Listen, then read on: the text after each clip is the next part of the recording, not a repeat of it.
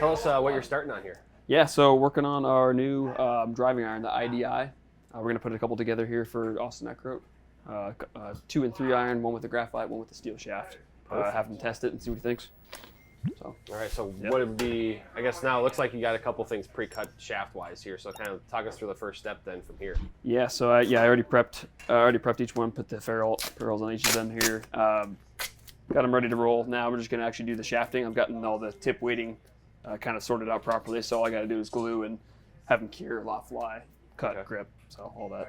So we'll just begin the gluing process. We use a quick set epoxy, a 2-part epoxy that we mix, and then cure on our curing cell next, which we can get it to set and cure in 5 minutes after we get it on the curing machine.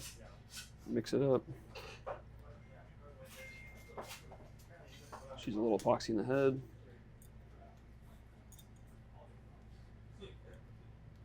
These.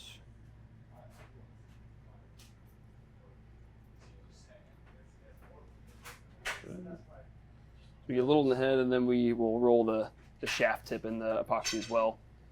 Kind of get it all in there, and then we dip it in this shafting beads here just to kind of help center the shaft into the head, ensure a little tighter fit. Just glue that on. Take a look from here to center the shaft, make sure the label's right. Just kind of tap it down. And there, we'll just use a little wipe off the excess, clean it up. That's pretty much good. And from here, like I said, we have our curing cell that will expedite the curing so we can get a club fully cured and ready to hit within 5 minutes. So we just kind of prop it in place here. How long have you had this, the curing machine there? Quite some time. I'm not sure how far it goes back, but as long as I can remember. That's a pretty significant thing, I feel like, to have the curing machine able to, have things ready a lot quicker than maybe elsewhere. A lot of times we're building a fresh wedge or maybe a backup driver for a staff player, and we need to get it done within 15, 20 minutes. So being able to do this and kind of expedite that process makes it nice. Sure. Otherwise you have to wait. It still will only be 20, 30 minutes before it fully sets, even if it's not being cured, but obviously that 15, 20 minutes is pretty big to save. So now we're just going to blend the ferrule. So we have a sanding belt that's just to make the ferrule to the hosel transition smooth. So pretty easy.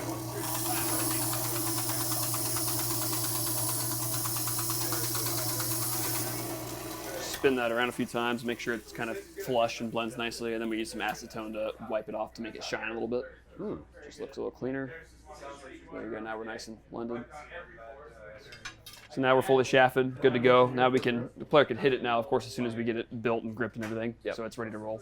So we'll take it over to our Loft Fly. So we have a database here, as you can see, with any and all ping clubs ever made, any irons or wedges we've ever made. Sorted kind of by, you can just kind of filter and choose by any given letter. It's sorted. So pretty cool. It'll have the standard Loft and Lie for that given model, and then we'll actually put the club on the gauge to take a picture of the face to see what it's at and then adjust accordingly from there. So in this case, we're going to look for iDi, our new driving iron. We're making it a 2, 3, and 4, so it'll show what Loft should be at standard and then what this actually is. So we'll check it. We'll just put it in this little magnetic clamp. There's a little camera gauge here that when you press forward here, it'll take a picture of the face. So I confused the machine a little bit here, but so you lock it on, get it set, and then just kind of press it forward. So that one's reading at actually 16 degrees, so it's a little strong and a little bit upright. In this case, we want his built at 17 degrees loft, so standard loft, 60-degree lie angle. So we'll adjust it. 60. On a weakened loft, we'll just use actually we need the bigger handle here. Wider sole. Need to add about a degree of loft. I'm just going to kind of yank on it a little bit back here. And we'll make it a little bit flatter as well.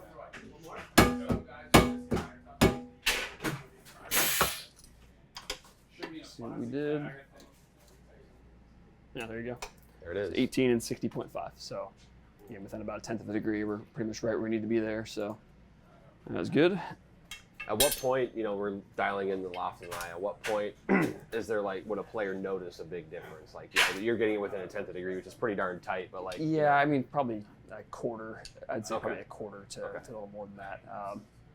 Yeah, like I said, we shoot for a quarter, if not a little bit tighter, but it's almost. And there's a little bit of play on the machine too. Like just it can be pretty touchy just based on slightest adjustment of how it kind of locks into the magnetic holder there, and how you kind of press on it as well. So it can be between two guys that do it all the time. It can be a 0.05 difference on Loft line too. So try not to do any more than that, because get to maybe 0.15, 0.12 or higher, you're probably gonna start noticing a little bit. Sure. But So so we have a ruler designated specifically for irons and wedges that we just kind of prop the club in. It holds it nice and tight in place, and then we can just mark and cut from there.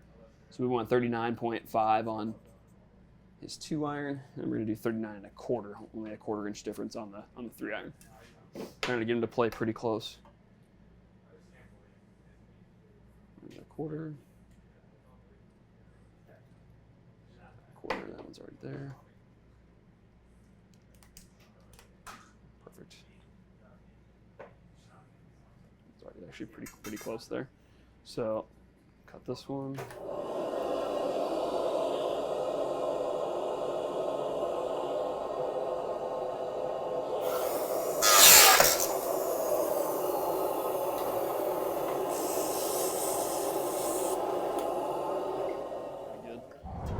So yep, we'll move the tape now. So now our taping, so we have a spiral grip spindle. So this just ensures that there's no overlap of any tape. Like the traditional way, if you had like a 3-inch tape and rolled it over, this just ensures no overlapping at all. So pretty cool system. So in this case for Austin, he doesn't do any buildup or anything, so we just do 1 wrap of the standard double-sided tape. So put this on. You set the tape at a certain angle so we can kind of get the spacing just right. And then you just kind of flip it and twirl it, and then cut it right here at the serrated edge, so it starts at that exact same angle in the next club that you tape. And you just kind of seal it off, ready to roll. This one might not be the greatest because it doesn't go on the spindle very good, but yeah, you mentioned the graphite design doesn't fit on there just as good as the other iron shafts. A little tighter butt diameter on it, so it just doesn't go in very good. But just kind of mark a spot where we should start. And do the same thing.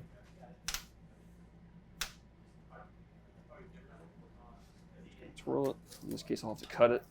Can't quite reach.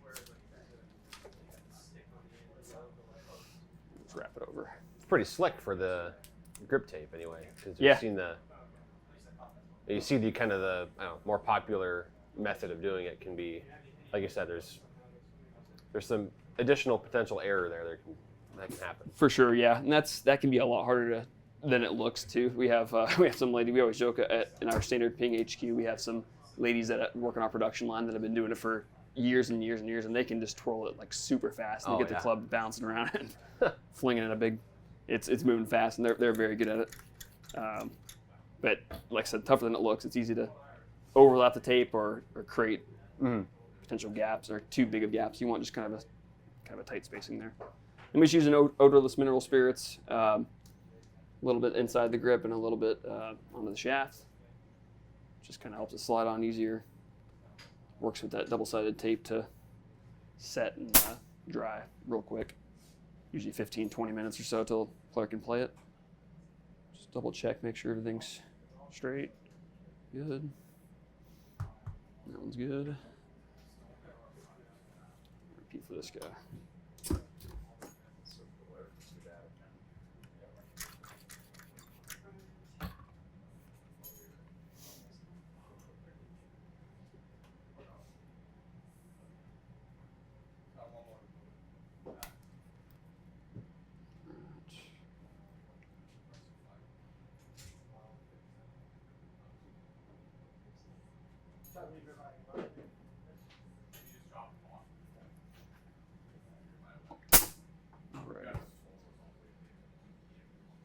All right, sweet.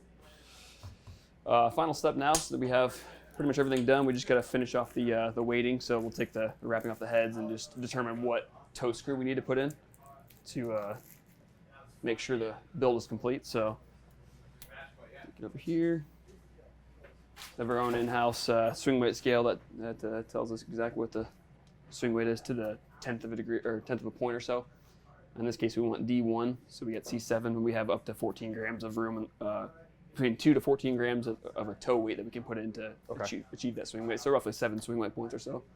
We need 4 here, so about 8 grams. We'll just put in the weight we think is going to work, double check it, make sure it shows us D1. Okay, in case it's a touch heavy, D1 plus.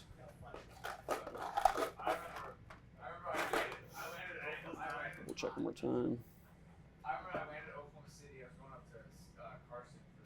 There you go, so D1 on the dot there, so we're good. Now we can just tighten that in. We know that's going to work. And that's it. So that one's done, ready to go. You can hit it in 15, 20 minutes once that grip dries. So that's his 2-iron iDi. Perfect. So that one's good to go as well. You can swing that just a few minutes. There we go. iDi. 2 Ping iDi driving irons for Austin Eckroat. Yep. There you go.